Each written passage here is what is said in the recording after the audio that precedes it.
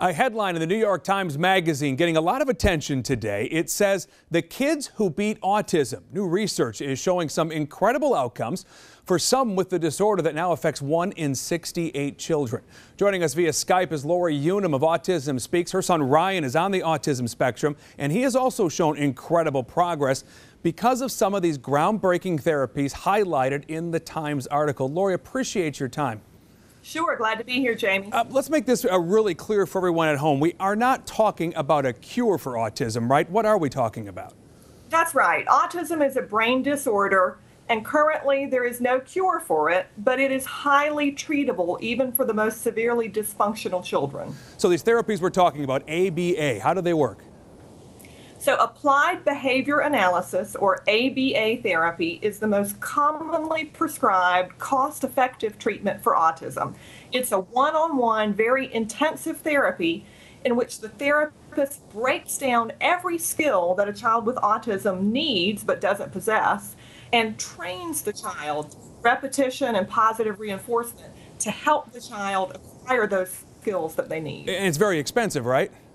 It is expensive. It depends on how severely affected the child is, but if you take a really severely affected child with autism, a doctor might prescribe a protocol of 40 hours per week of ABA therapy. That's what was prescribed for my own son Ryan when he wasn't even 2 years old, because he was really severe on the spectrum.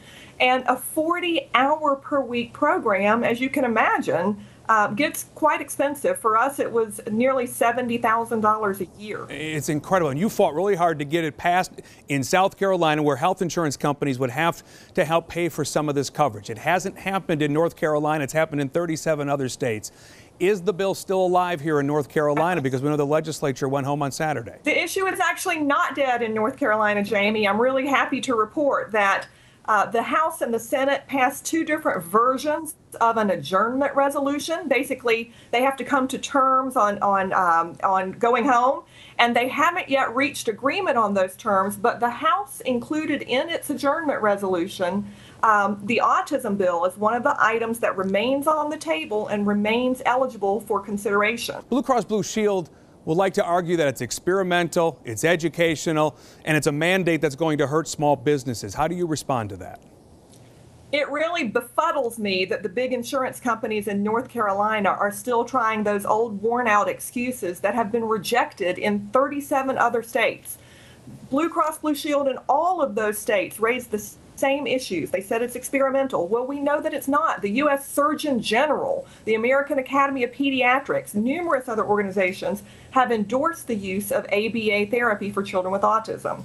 The big insurance companies say that it's educational. That's also been rejected by several federal courts and by 37 other state legislators. I think it's just an excuse. I think they just don't want to pay for it. Lori Unum, we do appreciate your time on this issue. We will see what happens in the next few weeks up in Raleigh. Thank you. Thanks for following the story. We're going to get it done. All right, Lori, thank you. Brigida, back to you.